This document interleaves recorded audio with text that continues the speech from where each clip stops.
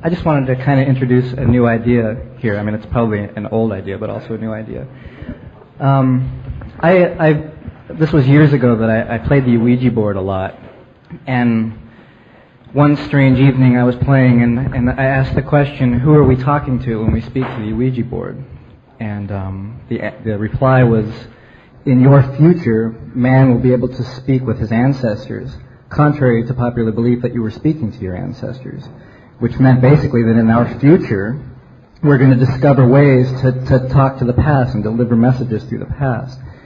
And in connection with the UFO experience, I was wondering if quite possibly that the extraterrestrial was actually us in the future, coming back, discovered the technology of traveling through time, and I was just wondering if you had anything to say about that. Now watch how this question is perverted into a episode of speechifying on my part. I'm glad you asked that question. Well, I've thought a lot about this. I suppose in order to get into it, what I should do is just take a moment or two to actually describe for you my idea or my account of what it is that lies at the very center, or at least as far into the center as I've been able to push of these experiences. To my mind, I mentioned here this morning that DMT seems to me the most powerful of these things. What powerful means in that context is that more of the motifs are present at greater energy than they are in some of these other compounds. And, at the risk of repeating myself, what happens to most people, I think, if they are able to remember it, what an actual DMT flash is like is, this stuff, it's vaporized in a glass pipe, it's smoked, it comes on in about half a minute or less, and is immensely stronger than any amount of psilocybin or LSD could conceivably be, I think. And what happens is, and I'll speak in the first person just to make it manageable, what happens is I break into a space. First of all, I am fully myself. In other words, I am exactly who I was before. That's why on one level I say DMT doesn't affect your mind. You are not euphoric, ecstatic. You are exactly who you were before. But there is a sense of pushing through a membrane of some sort. There's actually a sound as though someone had wadded up a cellophane bread wrapper. That crackling sound, which some people assumed erroneously were brain cells frying in your cerebellum. A friend of mine said it's your soul as radio intellecty leaving your body through the top of your head. Well, whatever it is, you burst into a space, I burst into a space that is inhabited. That's the first shocker. There is no ambiguity about it, because there's an ear-splitting cheer as you break into this space. It's an elf nest of some sort. And there are hundreds of these self-dribbling jeweled basketballs, sort of. That's a heavy download into English of what they are. But they are autonomous, separate from the background, and they bound forward, screaming hello, basically. And for someone who expected insight into their relationship or their financial circumstances, this is a fairly astonishing and rapid turn of developments. and they are intently focused upon you. I mean, when it happens to me, they yell hooray, and then they are like long lost acquaintances. They literally pour over you. They crawl over you. You're being hugged by a troop of hyperspatial machine elves. And they say, you stay away so long, you send so many, but you come so rarely, and we're so happy to see you. And there is a sense of being somehow, without being able to cognize the logic of it, you're underground. You can tell that you're far underground. And these things, the main thing going on in this place is that these things are creatures of language. They are elves of syntactical intent. They appear to be made of language, not matter. And they are in a process of continuous semantic transformation. Meaning is crawling across their surfaces in a state of continual metamorphosis. And they are emitting sounds roughly analogous to some kind of music or language, except that this is like no music or language you've ever heard, because what it is something capable of being visibly apprehended. It's sound which you can see. It's linguistic structure whose syntax is visible in three-dimensional space. And they use their voices to make objects which are, in some sense, the central focus of the experience. Because out of the air, out of their bodies, out of your body, they condense, create, and pluck these objects which they offer for your inspection. And as you lean forward to look at one of these things, midst this clamor of elf hysteria, you, as I said, are fully yourself. Your judgment is not impaired. And in fact, they are saying to you, fight excitement. Do not abandon yourself to amazement.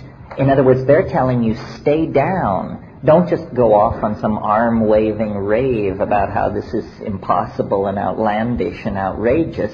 Try to stay focused on what we're doing. And what they show you are objects that are intrinsically and inherently impossible. So that these things made of tooled gold, ivory, cut stone, flesh, music, hope, odor, I mean, it's hard to talk about, but when you direct your attention towards these things, you can tell by looking at it that if you could get it into three-dimensional space, if I could suddenly whip one out of my briefcase and display it to you, our world, our intellectual constructs would collapse upon themselves, because this is impossible, impossibly beautiful, impossibly constructed, defying of the laws of physics and of chemistry. So is there do you think there's a multi-dimensional life force that is the same through the entire dimension, and then that's a higher dimension, actually, maybe from the future, maybe, I mean, as far as three-dimensional time is concerned, there is no such thing. Well, besides what we've created. So are they actually trying to tell you that, okay, everything you see is impossible is not really impossible, introducing to you that nothing is impossible, and that is our future way of thinking, is that nothing is impossible any longer, otherwise we're doomed? Well, I have a sort of I almost said rational, but let's say at least orderly kind of mind. So I tried to understand, what could this be? So you make a list of hypotheses and then think about each hypothesis and test it against the evidence. Okay, hypothesis 1, DMT is not a drug. It is an extraterrestrial communication device. These are creatures somewhere in the universe who are so different from us that they come to us not in starships the size of Manhattan, but in drug molecules that are dinky. So we are in contact here with some kind of extraterrestrial technology, and these are true aliens of some sort. And God knows the weirdness of the situation supports the hypothesis. Okay, second hypothesis. There is a parallel universe, unsuspected by most human beings. It's right here all the time. It's inhabited. These things have their own hopes, fears, problems, so forth. And somehow this drug just erases this boundary, and then you find yourself in the elf nest. Okay. Next hypothesis. These things, because they have great affection for me, because they seem intent on the task of communicating, perhaps they are human beings from the distant future. Perhaps this is what we are fated to become. You know, there's always, since we were kids, the cliche, beings of pure energy. Well, it's always been a little hard to wrap your mind around what that would look like, but lo and behold, here appear to be creatures of pure energy. But there are a lot of problems with hypothesizing a future human technological breakthrough which would allow them to actually manipulate the past. Logical paradoxes and that sort of thing. So then here's another possibility.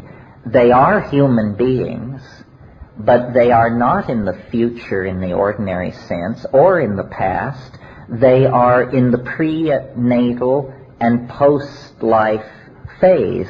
In other words, these are either the unborn waiting in some limbo-like dimension to descend into matter, or they are in fact people who have had a sojourn in the domain of organic existence and now have moved on. Let me not kid you, we're talking about dead people here in that case. Well, if you go to the shamans who access these places through ayahuasca or the Varrola snuffs or something like that, they will say, well, these are ancestors. Didn't you read Merciliad? Don't you know that shamanism works through ancestor magic? Well, ancestor is a tremendously sanitized term for dead people.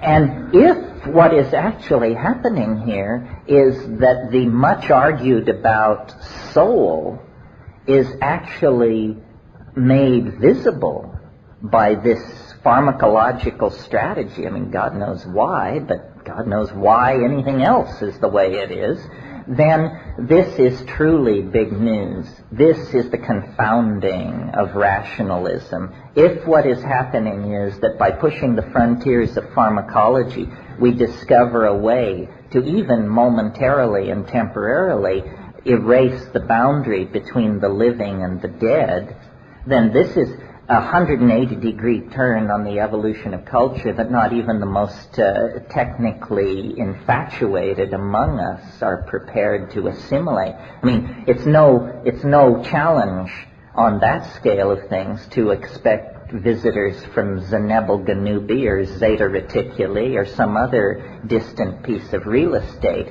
but to expect visitors from, beyond the grave, that's a little confounding. And over time, I've sort of come to incline to the idea that this is what is in fact going on. And the reason it's so hard to bring anything out of the DMT flash is because at the center of the flash, you find out something so unexpected, so appalling, and so existentially convincing in the moment of confronting it that you simply immediately block it out and obliterate it. And then, and these things are very focused on getting you to do what they're doing. I mean, they say You can do what we are doing. Do it. Do it. And what they want you to do is use your voice to make objects appear in visual space, as though language, admittedly the phenomenon with which we are involved in a way that no other animal species on this planet is, but that language, as practiced by human beings, is an incomplete enchantment, and that pushed to its limits, language becomes not something heard with the ears, but something seen with the eyes. On the brink, potentially, through pharmacological re-engineering of ourselves and through studying of these shamanic states of mind, about to move into a domain where we see each other's thoughts. Now, normally when we conceive of telepathy, we think of it as you hear what I think. Telepathy is you see what I mean. You see, telepathy is a function which goes on in the domain of seeing, not of hearing. And why this is important, rather than just some weird psychic ability, is because our boundaries are based on our relationship to our language. If you could see what I mean, in a fairly profound sense, you would be me. In a much more profound sense than when you hear what I say. Because think about it for a minute. Analyze what normal, ordinary communication is. I want to communicate with you. I consult my internal dictionary, and I carefully choose words out of my dictionary, and I string them together according to the rules of English syntax. I then activate, if I've done things in the right order, I then activate my vocal apparatus. I impart a vibration, an acoustical wave, unto the surrounding medium, which is air. This vibration moves across space. It enters through the holes on both sides of your head as a pressure wave. You then, analyzing this incoming waveform, rush to your dictionary, and you break up this incoming wave signature and attempt to map it to words in your dictionary. Now, if your dictionary and my dictionary are the same, then you will, lo and behold, reconstruct my thought in the confines of your brain-mind system. But notice the caveat that was slipped in there. If your dictionary and my dictionary are the same. But they never are. I mean, maybe they are if you ask, can you tell me what time it is, or would you please turn down the stereo? But if you're talking about anything of interest, depth, ambiguity, or complexity, then chances are your dictionary and my dictionary only generally assimilate to congruency with each other. So then ambiguity creeps in. You think you understand. I think you understand. And on that shaky foundation, we begin to build further semi-understandings. And then we drift off in the general direction of misapprehension eventually. Well, if you could see what I mean, there would be no ambiguity in our communication.